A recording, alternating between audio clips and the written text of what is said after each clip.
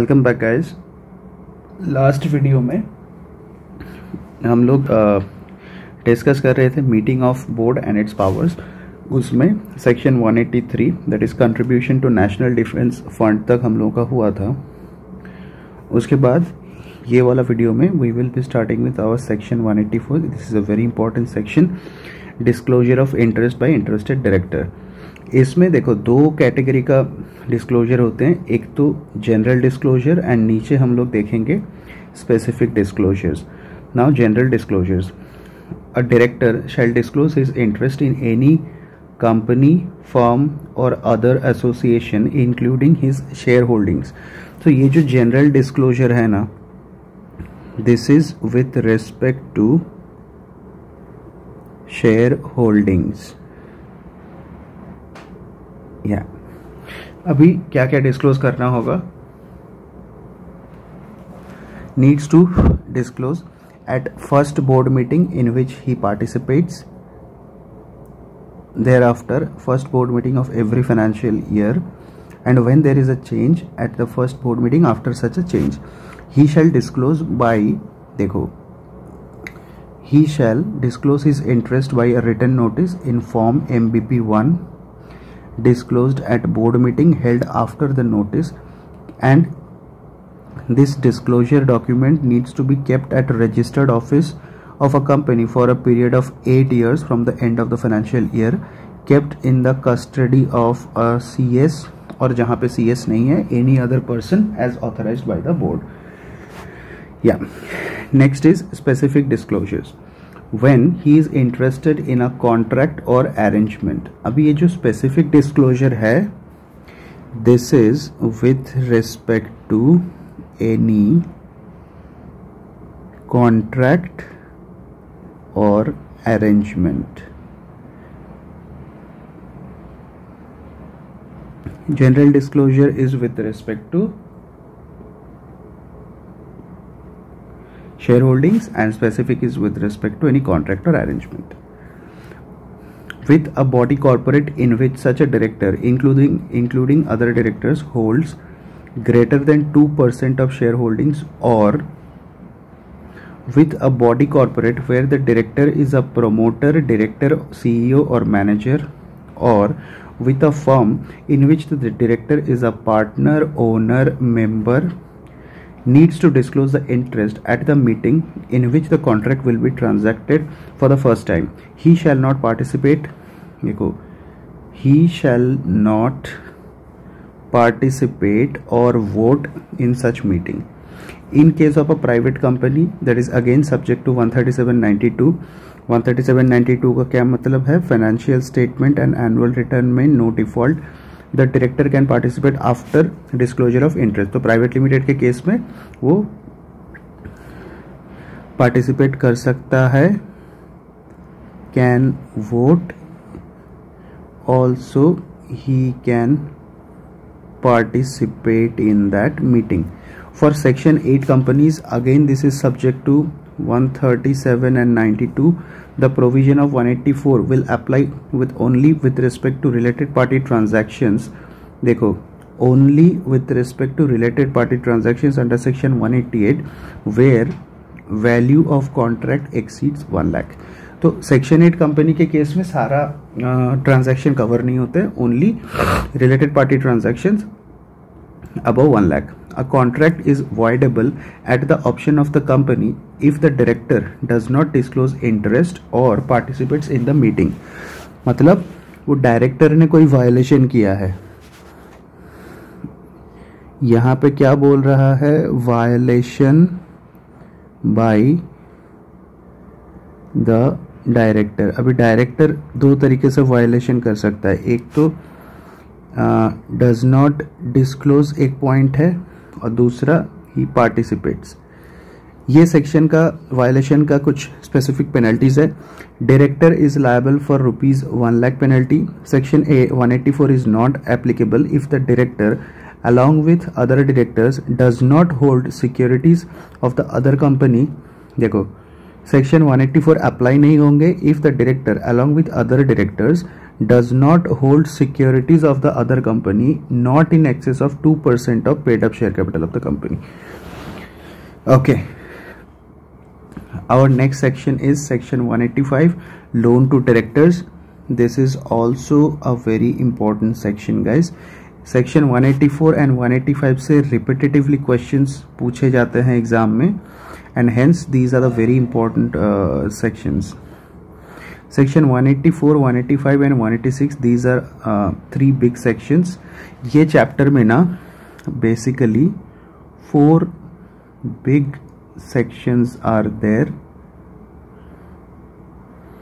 एक तो 184, then 185, then 186 and then 188, that is related party transactions. ये 4 सेक्शन बहुत ही इम्पॉर्टेंट है एंड इसमें से हर बार क्वेश्चंस मिलते हैं एग्जाम में. तो गाइस हम लोगों का next section is loan to directors, section 185. ये भी काफ़ी इम्पोर्टेंट सेक्शन है. अभी first part is restriction. A company can not give, ये LGS का मतलब है loan guarantee security, to a director और a director of holding company और एनी रिलेटिव और पार्टनर ऑफ सच डायरेक्टर्स और to any firm in which such director is a partner. Okay, इसका कुछ रिलैक्सेशन है. अ company can give relaxation. That means a company can give loan, guarantee or security if below conditions are satisfied. क्या है condition? Special resolution. एक तो condition ये है, special resolution passed in general meeting. The notice to general meeting shall disclose full particulars of loan guarantee security and the purpose. देखो, full particulars disclose करना होगा किस में? नोटिस में. Particulars and the purpose for the loan guarantee security and any other relevant fact. ये 3 चीज disclosure देना होगा, स्पेशल रेजोल्यूशन पास करना होगा. And point B is the loans are utilised by the borrowing company for its principal business activities. ये दोनों condition satisfied होगा तो company can give loan guarantee security. अभी प्राइवेट कंपनी के केस में director is director और member, मतलब ये जो है ना यहाँ पे जो ये बेसिकली है रिलेशन क्राइटेरिया, मतलब कब रिलेटेड पार्टी माना जाएगा. तो where the director is a director और member of other private company, director और मेंबर ऑफ प्राइवेट कंपनी. दूसरा केस में बॉडी कॉर्पोरेट में at least 25% voting power is with the director along with other director. That means director plus other director greater than equal to 25% voting power. And body corporate दूसरा case है accustomed to act as per the direction of the board of directors. तो ये 3 case में हम लोग बोलेंगे कि वो दूसरा company is a related company. Then ये जो रिस्ट्रिक्शन है कहाँ कहाँ पे एप्लीकेबल नहीं है. Loan given to managing director, whole time director as part of, मतलब ये सारा केस में कंपनी दे सकता है irrespective of any condition. Loan given to managing director, whole time director as part of conditions of salary where a company in the ordinary course of business gives loan guarantee security. Interest is at least, देखो ये जो loan guarantee security देगा ना, यहाँ पे जो interest charge करना है that interest should be at least the rate prevailing with 1 year, 3 year, 5 year, 10 years government securities closest to the tenure of the loan. Loan made by holding to its wholly owned subsidiary, guarantee security by wholly owned holding to its wholly owned subsidiary. अभी यहाँ पे एक condition है, subsidiary uses the loan for principal business. देखो ये section का कुछ भी वायलेशन होगा उसमें पेनल्टी कंपनी के लिए है minimum 5 lakhs maximum 25 lakhs. Officer के लिए same minimum 5 lakhs maximum 25 lakhs plus there could be an imprisonment of 6 months. अभी जो डायरेक्टर है, जो डायरेक्टर को हम लोग लोन, कंपनी जो डायरेक्टर को लोन दिया है वो director is punishable 5 lakhs 25 lakhs and 6 months. तो यहाँ पे बेसिकली जो ऑफिसर एंड डायरेक्टर है वो लोग का पेनल्टी सेम है, 5 लाख से लेके 25 लाख. एंड ये जो 6 months है maximum imprisonment 6 months. Then non-applicability of section 185. A government company, if approval taken from any ministry or government, subject to section 137 and 92. A private company subject to, देखो दो case में applicable है, government company and private company, दोनों ही case में 137 92 applicable है. Private company के case में तीन छोटा छोटा कंडीशंस है.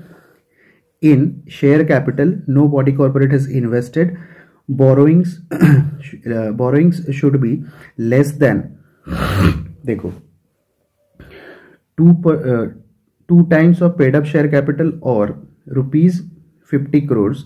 यहां पे दो चीजें हैं. 2% यहां पे बेसिकली दो चीजें आप लोगों को देखना है. 2 times of paid up share capital और ₹50 crore which ever is lower. तो बोरोइंग्स, जो कंपनी का जो बोरोइंग्स है ना, प्लस मतलब जो ऑलरेडी बोरोइंग करके रखा है प्लस न्यू बोरोइंग्स, सब मिला के ये लिमिट से कम होना चाहिए.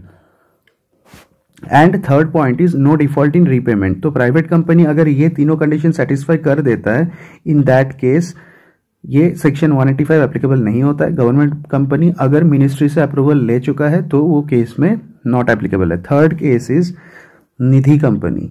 In case of a Nidhi company, if loan given to directors or relative in capacity as members and such transactions are disclosed in annual accounts by way of a note. देखो यहाँ पे loan given to director relative ना, in the capacity as members and not a directors, ये बड़ा important है. In the capacity of members and not directors. And such transactions are disclosed in annual accounts by way of a note.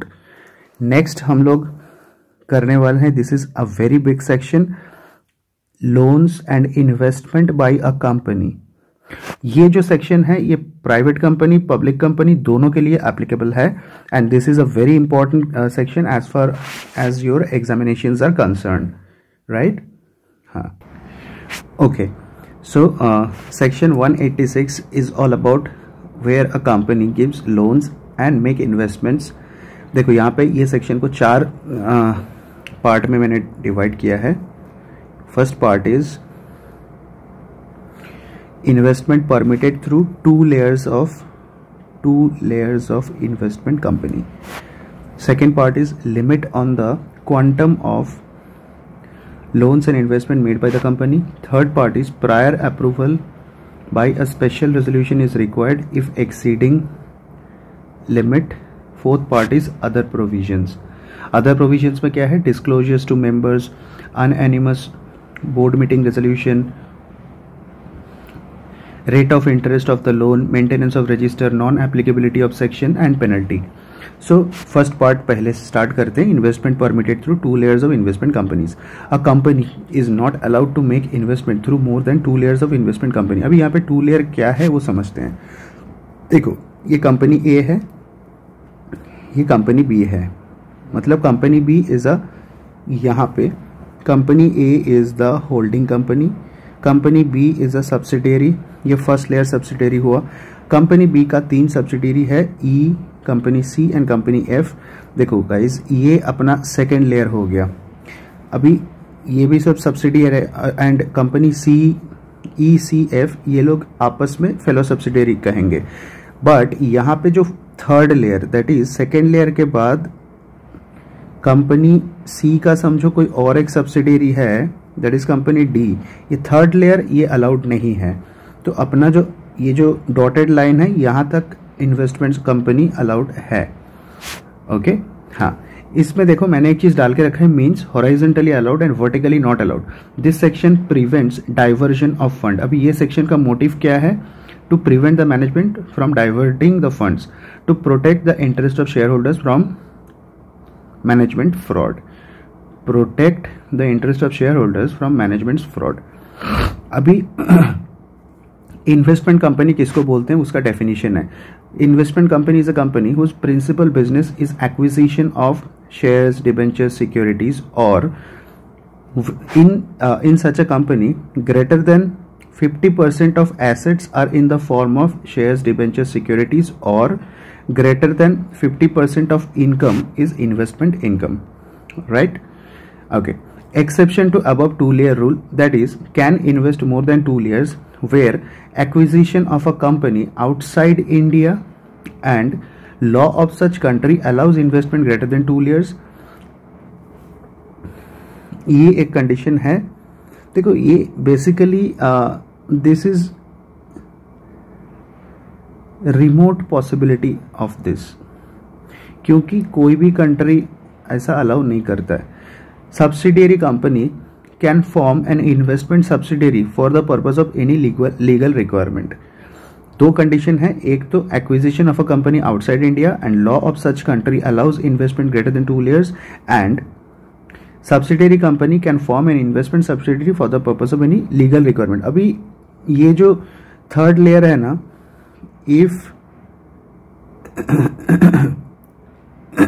if this is required by law, तब यहां पे allow कर देंगे, right? Okay. Then second part में आता है limit of loan guarantee security.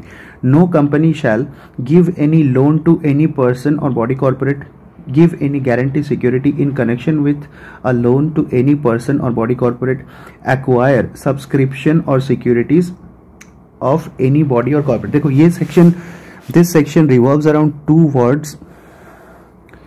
एक तो यहां पे आ गया लोन, यहां पे है guarantee security, and third point is investment. तो लोन्स एंड इन्वेस्टमेंट. अभी नो कंपनी शैल गिव, उसके बाद ये जो सेक्शन है ना, इसमें एक लिमिट स्पेसिफाई किया है. ये लिमिट से ऊपर अलाउड नहीं है, नीचे अलाउड है. क्या लिमिट है? 60% of paid up share capital, free reserves and security premium, और 100% of free reserves and security premium. Whichever is more is the maximum limit. ये दोनों में से जो भी हायर रहेगा, मैक्सिमम उतना तक अलाउड है. यहां पे एक छोटा सा नोट है. Ministry of corporate affairs has clarified that loans and advances made to employees other than managing director and whole time director are not governed by 186. If such loans and advances are as per the service conditions, यहाँ पे देखो service conditions और as per remuneration policy के हिसाब से loan guarantee दे रहा है. Loans and advances किसको मिल रहा है? To employee not being managing director, whole time director.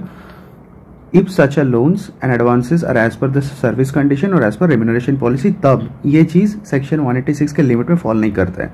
That is यहां पे ये जो चीज है इसमें क्या है? Allowed without any limit. I hope guys आप लोगों को ये डिस्कशन बहुत इजी लग रहा होगा. ट्रस्ट में यार, कंपनीज एक्ट क्या सीए फाइनल का लॉ बहुत ही इजी है. आप लोगों को एक बार वो लॉजिकली पढ़ना चाहिए, एंड ज़्यादा आप लोग क्वेश्चन सॉल्विंग में ध्यान मत दो. प्रोविजन सीखना वही इंपॉर्टेंट है, क्योंकि आज के डेट में जो एग्जाम का पैटर्न है ना, उसमें रिपीट क्वेश्चंस नहीं आते हैं. Okay. Yeah. Next part is prior approval by special resolution is required if exceeding above limit. जो ऊपर जो लिमिट दिया हुआ था 60%, 100%, उससे ज्यादा देना है, then there is a requirement of special resolution.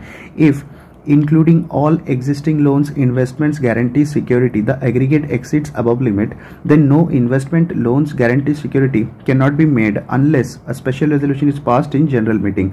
तो स्पेशल रेजोल्यूशन कंपनी को पास करना पड़ेगा at a general meeting. Special resolution bye postal ballot, यहाँ पे जो रेजोल्यूशन पास होगा पोस्टल बैलेट में होगा. In case of a 1% company with less than 200, देखो पोस्टल बैलेट का 2 एक्सेप्शन है, 1% company and companies where less than 200 members. Postal ballot is not required. Company needs to disclose the total amount up to which the board of director is authorized by the special resolution. यहाँ पे देखो special resolution is not required 2 case में, but company needs to disclose the loan guarantee security in financial statement. क्या 2 case है? Holding company loans guarantee security दे रहा है wholly owned subsidiary और ज्वाइंट वेंचर को, दूसरा केस में holding company investment in securities कर रहा है होली ओन सब्सिडीज को, ये दोनों केस में special resolution is not required. Fourth point is other related provisions. Disclosure to members. Company in the financial statement needs to disclose the loan amount given, investment made, guarantee securities given, the purpose for which such loan guarantee securities proposed to be utilized. देखो, जो company को दे रहा है loan, वो company कौन सा purpose में utilise करेगा, वो कंपनी को डिस्क्लोज करना पड़ेगा. Second point is unanimous resolution of board. अभी अनएनिमस रेजोल्यूशन का मतलब क्या है? consent of all the directors. Unanimous का मतलब है consent of all the directors, that is 100% consent. Any investment shall be made, loan guarantee securities shall be given only after board meeting resolution with consent of all directors plus prior approval of public financial institution. देखो, board meeting resolution with consent of all directors, ये तो हर case में चाहिए ही चाहिए, plus prior approval of public financial institution if exceeds the. देखो, ये जो PFI वाला पार्ट है, जो पीएफआई और अ बैंक, यहां से भी कंपनी को अप्रूवल लेना पड़ेगा.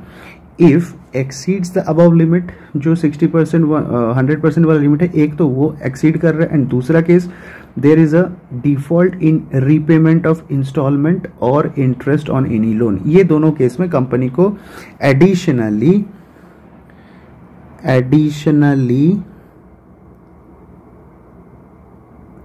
पीएफआई और बैंक का भी अप्रूवल लेना पड़ेगा.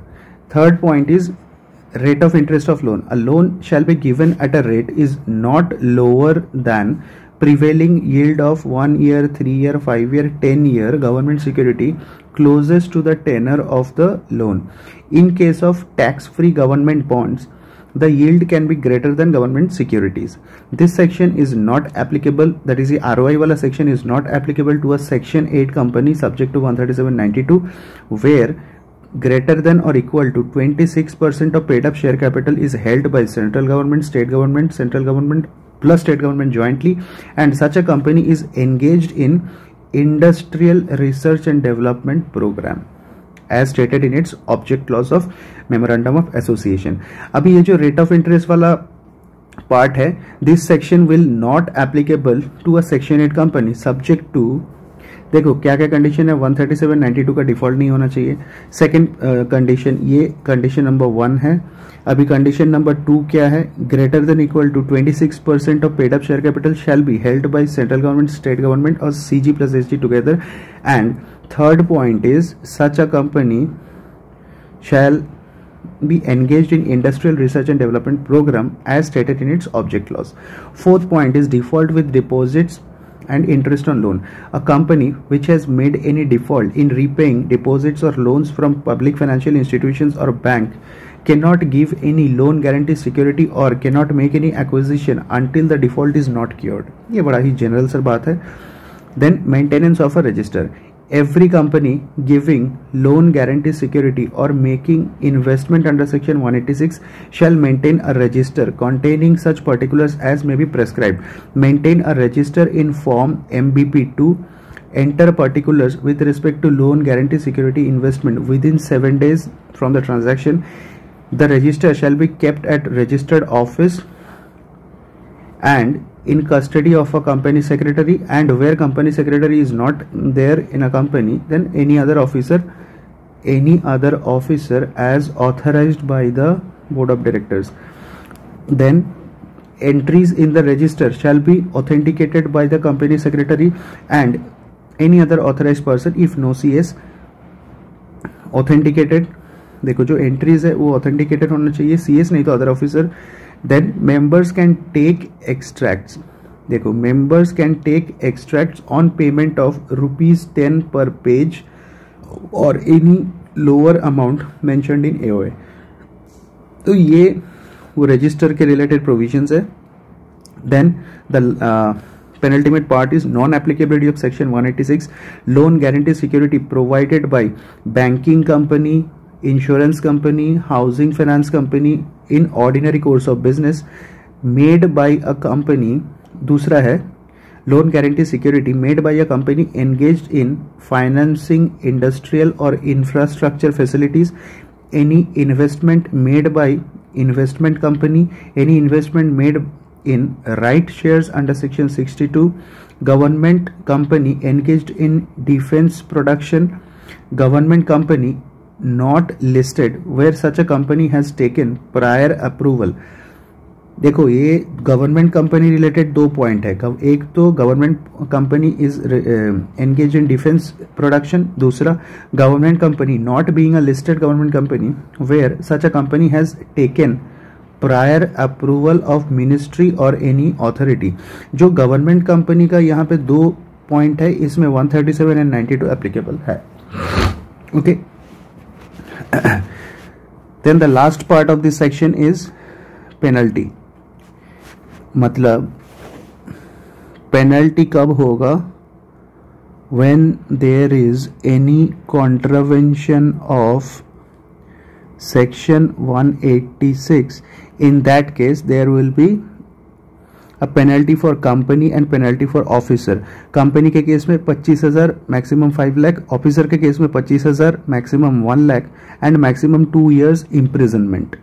जो यहाँ पे पेनल्टी वाले सेक्शन में मैं नंबर ऑफ ईयर्स लिखूंगा ना, this will relate to imprisonment, मतलब इम्प्रिजनमेंट वो भी maximum. Our next section is section 187, investments of company to be held in its own name. ये जो कंपनी 186 में जो भी इन्वेस्टमेंट करती है उसका सारा ओनरशिप कंपनी के नाम में होना चाहिए.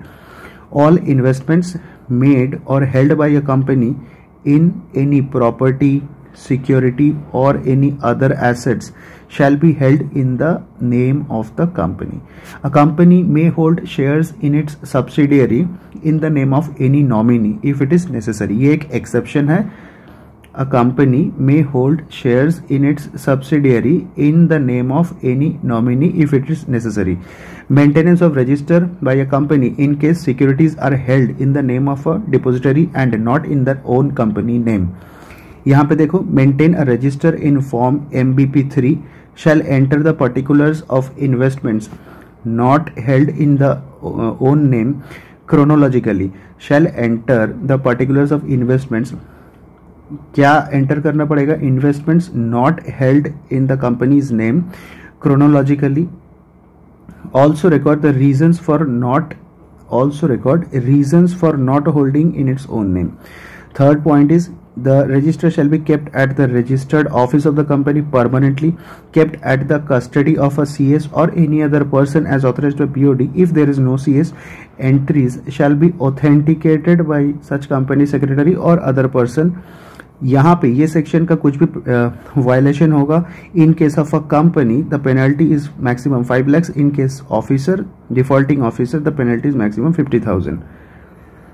Then again we will be discussing a very important section. This section is very important and also this is a very big section. Section 188, as we all know, this section talks about related party transactions. ये section में देखो, एक तो बड़ा section है, parts में discuss करेंगे. First part is relatives under section 2 subsection 77. Second discussion होगा related party का क्या definition है. Our third discussion will be what transactions are covered in related party transactions. Then penalty discuss करेंगे, disclosure of related party transactions and approval for related party. ये एक discussion होगा, approval for related party transactions. उसके बाद हम लोग discuss करेंगे non applicability of section 188. Then related party transactions voidable at the option of board or shareholders. तो guys, this will be a very big section. So ये section करते वक्त आप लोगों का पूरा concentration मेरे को चाहिए.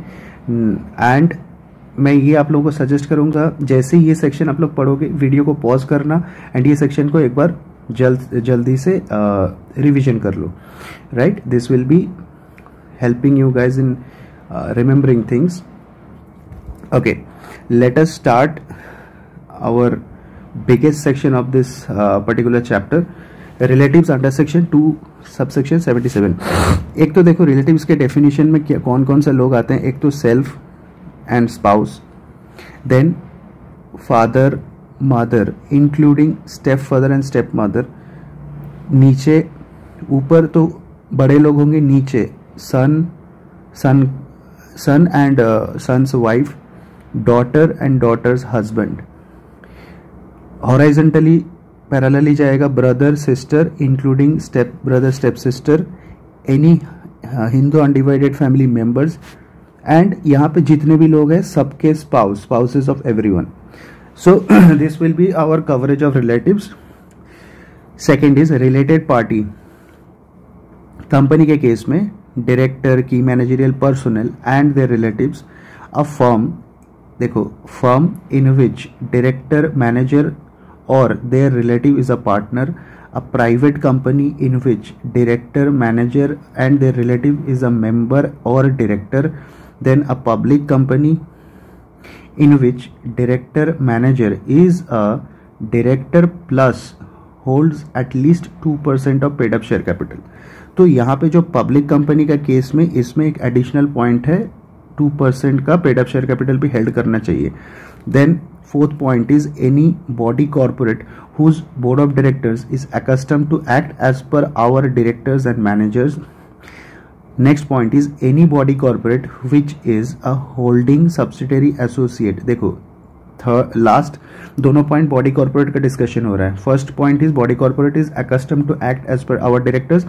Second point is any body corporate which is a holding subsidiary or associate of such company, fellow subsidiary company and investment company और वेंचरर कंपनी. ये सारे लोग भी रिलेटेड पार्टी के डेफिनेशन में कवर होते हैं. Section 276 not applicable to a private company subject to 137(92). A director other than, देखो a director other than independent director और की managerial personal of the holding company shall be deemed to be a related party. क्या बोल रहे हैं यहाँ पे, देखो ये होल्डिंग कंपनी है एंड ये सब्सिडियरी कंपनी है, ठीक है. होल्डिंग कंपनी में क्या है, कुछ इंडिपेंडेंट डायरेक्टर है, की मैनेजरियल पर्सनल है, मैनेजर है, अदर डायरेक्टर्स है. तो अपना डिस्कशन हो रहा है सब्सिडियरी के इस केस में. तो यहाँ पे ना जो इंडिपेंडेंट डायरेक्टर है एंड जो की मैनेजरियल पर्सनल है, they are not considered to be the relative for the subsidiary, but other directors shall be considered as relative. I hope ये सेक्शन आप लोग को समझ में आ गया होगा, तो मैं इसको फटाफट रफ कर देता हूँ. Then third point is related party transactions. अभी इसमें कौन कौन सा ट्रांजैक्शंस कवर्ड है वो सीख लेते हैं. Sale, purchase, supply of any goods और मटेरियल्स, ये तो रेवेन्यू ट्रांजैक्शन हो गया.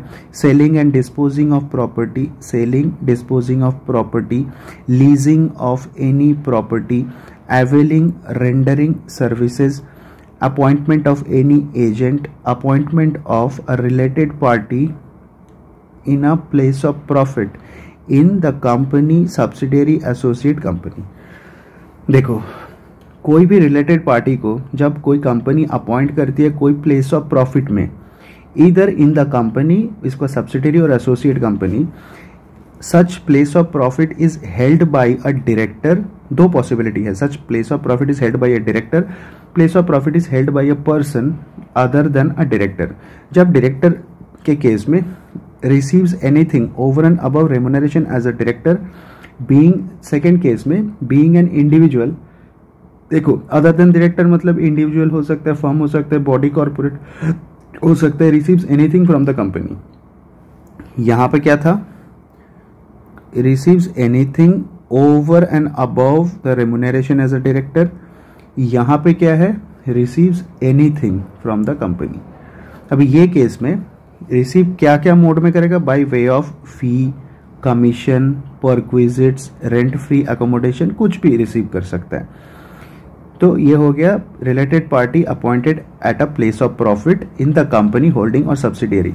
Under writing the subscriptions of any security derivatives of the company, ये भी रिलेटेड पार्टी ट्रांजैक्शन से कहलाएंगे। Underwriting the subscriptions of any security and derivatives of the company, ये भी रिलेटेड पार्टी ट्रांजैक्शंस में covered है। तो next point is penalty. Penalty किसको एप्लीकेबल होता है, डायरेक्टर और एम्प्लॉय को। इन case of a listed company 25 lakh का पेनल्टी है, अदर कंपनी के केस में 5 लाख का पेनल्टी है। Penalty is applicable to whom, director of और employee, that is defaulting directors और एम्प्लॉयज को ये पेनल्टी है। लिस्टेड के केस में 25 लाख, अदर केस में 5 lakh. Then disclosure of related party transactions. Related party transactions to be disclosed in board's report. एक तो देखो बोर्ड्स रिपोर्ट अंडर सेक्शन 134 में to share holders along with the reasons. Transactions arising from compromise arrangements amalgamation will not attract related party transaction under section 188। अभी ये जो compromise arrangement and amalgamation है, ये चीज़ हम लोग डिटेल में अपना जो चैप्टर नंबर 5 में सीखेंगे। तो क्या बोल रहा है, transactions arising from compromise arrangements amalgamation will not attract related party transaction under section 188। Next part is approval for related party transactions. 3 part में डिस्कशन को डिवाइड किया गया है। No approval required. देखो ये जो यहाँ पे जो डिस्कशन है, this is divided into 3 parts. First part is no approval required, second part is consent of board is required, third part is ordinary resolution is required in general meeting by shareholders। तो क्या है, first part is no approval, second part is board consent of board, third is ordinary resolution in general meeting। ठीक है, तो guys यहाँ पे first thing is no approval. देखो related party transactions is in 2 condition है, ordinary course of business and arms length price, ये दोनों में no approval. Then consent of board required, resolution at board meeting, that is consent of board. इसका मतलब है board meeting resolution with 100% voting. तो board meeting कब चाहिए, the agenda of meeting shall disclose name of related party. जो board meeting का agenda होगा ना, उसमें name of related party, nature of relationship, material, terms of contract including the value, any advance paid और received, manner of determination of the pricing, any other relevant matter as decided by board. Third is ordinary resolution is required at general meeting by the shareholders. If the value of related party transaction exceeds the limit, then ordinary resolution is required. क्या क्या case है, sale, purchase, supply of goods materials, जहां पे 10% और more of the turnover. Guys ये section को याद रखने के लिए बहुत ही मैंने एक तरीका निकाला है। जो भी रेवेन्यू नेचर का होगा ना, वो 10% ऑफ टर्नओवर होगा। जो भी कैपिटल नेचर का होगा वो 10% ऑफ नेटवर्थ होगा। अभी सेलिंग और बाइंग ऑफ प्रॉपर्टी, ये कैपिटल नेचर हो गया, 10% of net worth. Leasing of property 10% of turnover. Availing और रेंडरिंग सर्विसेज, ये भी रेवेन्यू नेचर का greater than equal to 10% of turnover. Appointment at a place of profit where remuneration is greater than 2.5 lakh per month. Underwriting subscription greater than 1% of the net worth. तो ये सारे case में ordinary resolution चाहिए। Turnover और net worth as on the preceding financial year देखना है। Notice to general meeting shall contain, यहाँ पे जो जनरल मीटिंग का जो नोटिस होगा वो notice, that notice shall contain name of the related party, name of the director KMP who is related, nature of relationship, material terms including value. A member who is a related party to company shall not vote। देखो जो भी member related party है that member shall not vote on the general meeting if, ये बहुत important है for the MCQ perspective, if greater than or equal to 90% of members are related party then everyone can vote. ये आप लोग याद रखोगे. Next is non applicability of section 188(1), that is ये जो मेंबर्स कैन नॉट वोट वाला है उसका नॉन एप्लीकेबिलिटी, मतलब ये केस में, ये नीचे वाला 3 केस में members can vote. A government company entered into contract with other government company, ठीक है, government company not being listed has obtained approval from the ministry that is subject to 137(92). Third is private company subject to 137 and 92, private company subject to 137-92, related members can vote in general meeting. Here related party means he is related with respect to the contract to be entered by the company to be discussed. मतलब जो relation है that is he is the related party is related with respect to the contract to be discussed. No ordinary resolution is required where transactions between holding and wholly owned subsidiary. ये एक चीज याद रखना है. Then related party transactions voidable at the option of the board और share holder. कौन कौन सा केस में? Where contract is entered into by director, एक तो विदाउट ऑब्टेनिंग बोर्ड रेजोल्यूशन और ordinary resolution, and it is also not ratified by the board और share holders within a period of 3 months from the date of contract. एक तो देखो approval के बिना ही contract agree हो गया है तो वो केस में वॉइडेबल है. एंड जहां पे विदाउट अप्रूवल कॉन्ट्रैक्ट तो एंटर कर चुका है but subsequently there is an option कि कॉन्ट्रैक्ट साइन होने से 3 महीने के अंदर अंदर जो भी अप्रूवल लेना था वो ले लो. अगर ये दोनों केस नहीं होता है, in that case board of directors और share holders can void the contract and एक तो कॉन्ट्रैक्ट को वॉइड कर सकता है plus can recover any loss from such contracting directors. ठीक है. Then our next section is section 189, register of contracts arrangements in which directors are interested. ये section क्या बोल रहा है? Keep a register containing particulars of all contracts or arrangements under section 184(2) that is interested directors and 188 that is related party transactions, वो सबका register maintain करना है. Such register shall be maintained in form MBP4. No entry if the director along with other directors hold up to 2% of paid up share capital. तो ये एक exception है. ये register में ऐसा कोई भी चीज एंट्री नहीं होगा जहां पे director along with other directors hold up to 2% of paid up share capital.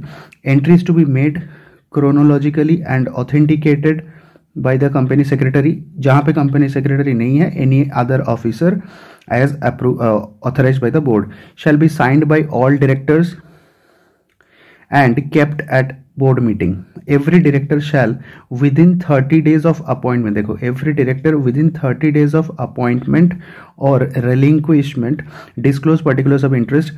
The register shall be kept at the registered office and kept open for inspection during business hours. Shall be kept in the custody of the company secretary.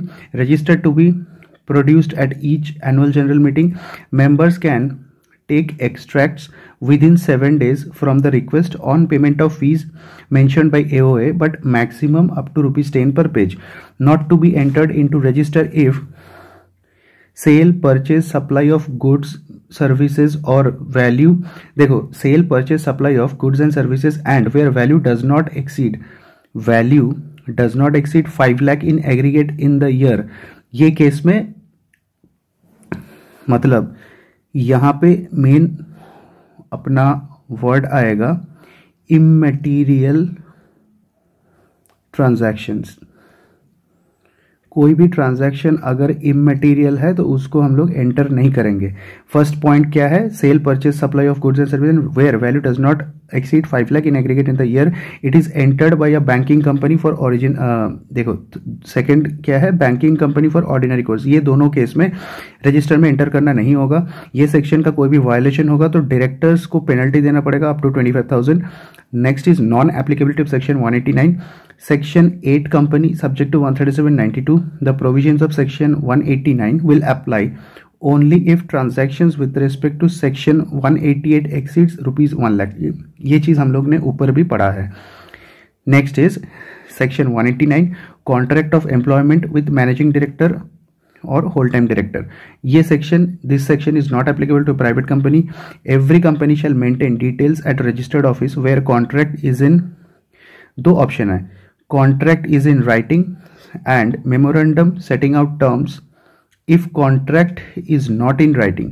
देखो, एक तो है contract writing में है, दूसरा जहां पे contract is not in writing, memorandum setting out the terms shall be open for inspection by members at free of cost during business hours.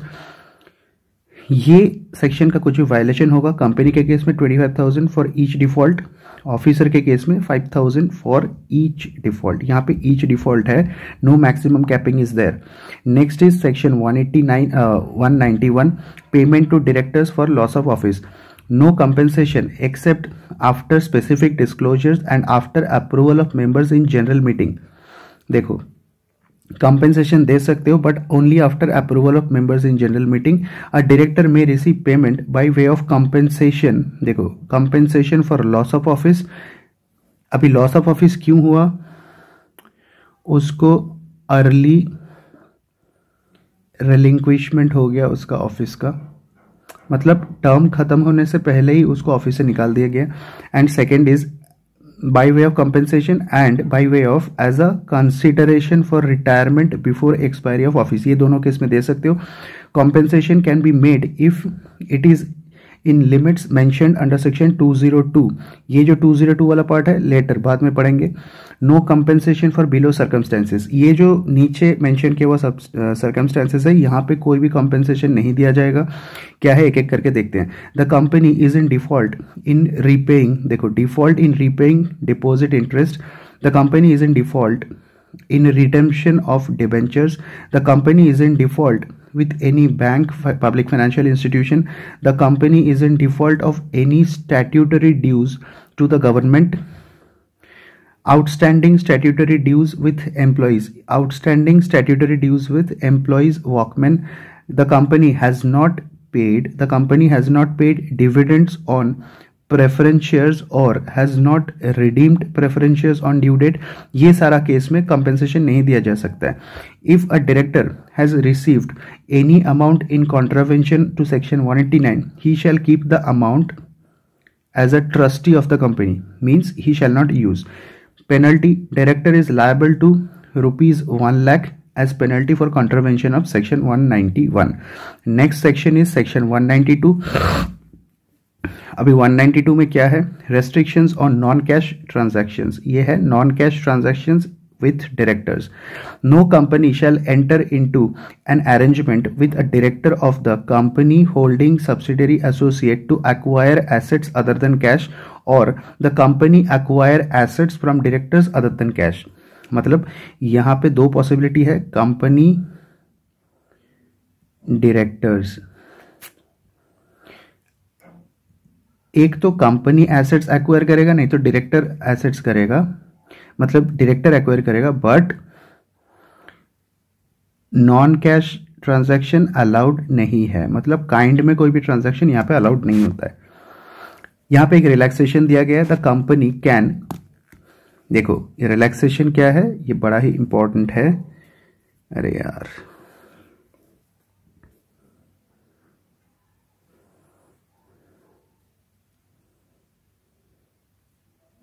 the company can, if prior approval of members in general meeting where the director is a director of holding company, then shareholders approval of holding company is also required। क्या बोल रहे हैं, where the director is a director of the holding company also, then shareholders approval of holding company is also required। ठीक है, ये आप लोग याद रखोगे। अभी रिलैक्सेशन क्या था, the company can if prior approval of members. यहां पे जो रेस्ट्रिक्शन है ना, ये नो रेस्ट्रिक्शन, मतलब इसका मीनिंग ये हुआ no restriction if ordinary resolution of share holders taken.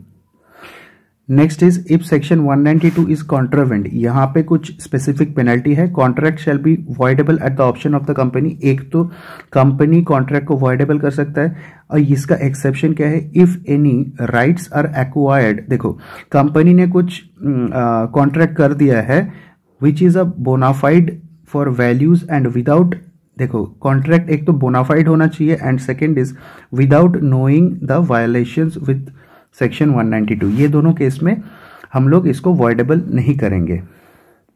मतलब ये एक तो कंपनी के पास अगर कॉन्ट्रावेंशन हुआ, company can void the contract. ये वॉइडेबल नहीं कर सकते कौन सा केस में, if any rights are acquired, एक तो बोनाफाइड ट्रांजैक्शन है and without knowing the violations. तो ये केस में company can not void the transaction. Next is section 193, contracts by one person company.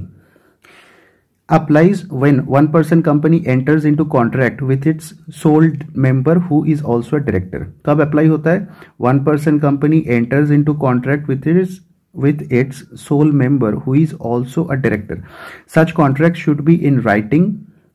If not in writing, one person company shall ensure that the terms of the contract are as per the memorandum. देखो एक तो writing में होना चाहिए, अगर writing में नहीं है then the terms of the contract are as per the memorandum and are recorded in the minutes of first board meeting after the contract.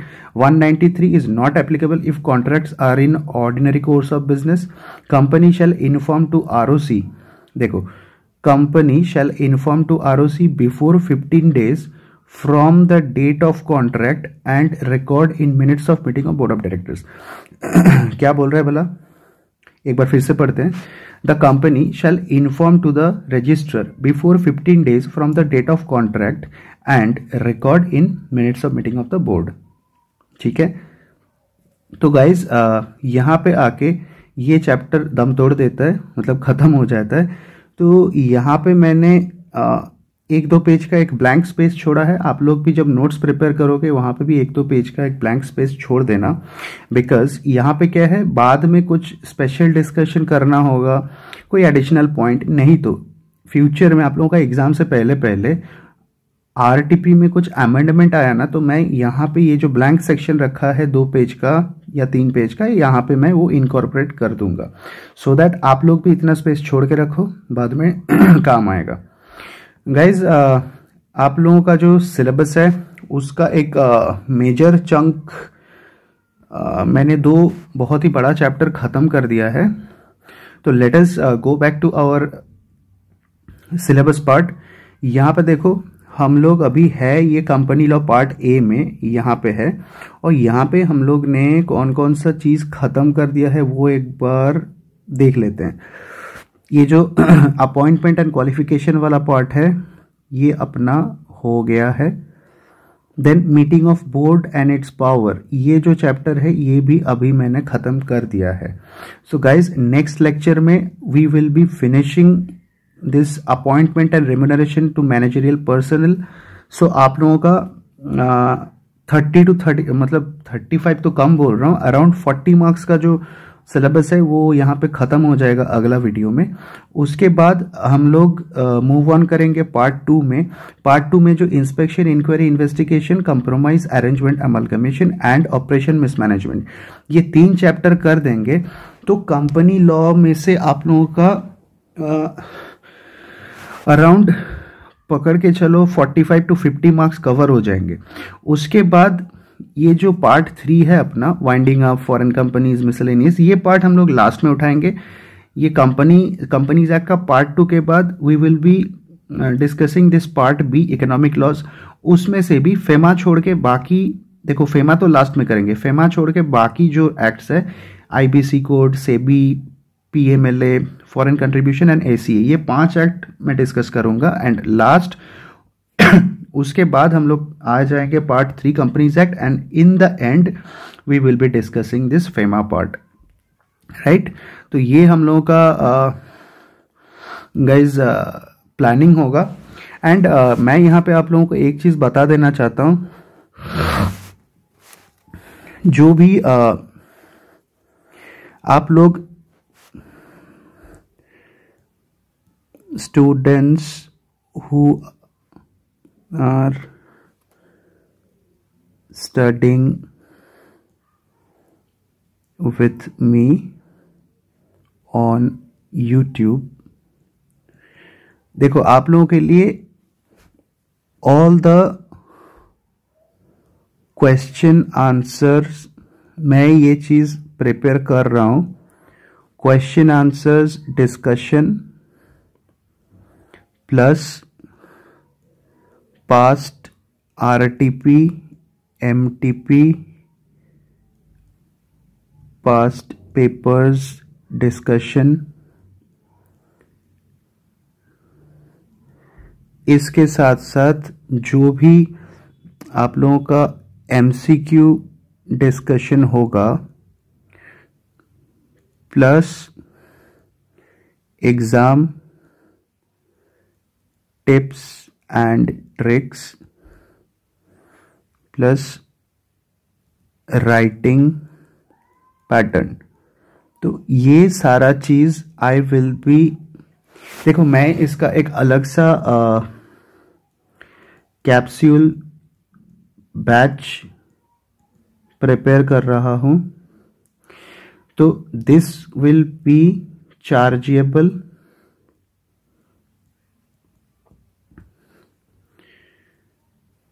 अभी आप लोग एडवांस बुकिंग कर सकते हो. एडवांस बुकिंग कब तक चलेगा? Up to 15th of February.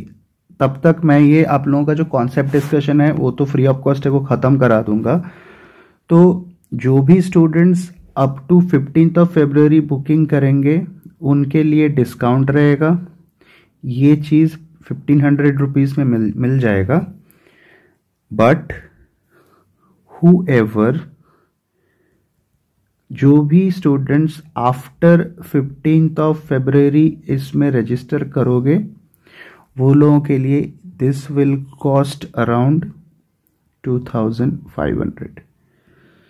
So guys आप लोगों का कुछ भी क्वेरी होगा आप लोग वो क्वेरी डाल सकते हो. हर एक वीडियो में डिस्क्रिप्शन बॉक्स में मैंने मेरा टेलीग्राम लिंक दिया हुआ है, उसमें आप लोग क्वेरी रेज कर सकते हो. My contact number is 6290030610. इसमें डाल सकते हो, डायरेक्ट कॉल कर सकते हो. I will be answering with your queries.